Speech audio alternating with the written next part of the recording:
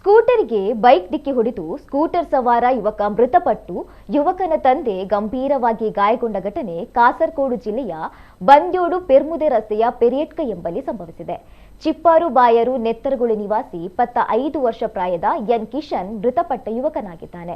ಮೃತರ ತಂದೆ 55 ವರ್ಷದ ಪ್ರಾಯದ ಮಾಧವ ದೇವಾಡಿಗ ತೀವ್ರ ಗಾಯಗೊಂಡಿದ್ದು ಅವರನ್ನ ಮಂಗಳೂರಿನ ಆಸ್ಪತ್ರೆಗೆ ದಾಖಲಿಸಲಾಗಿದೆ.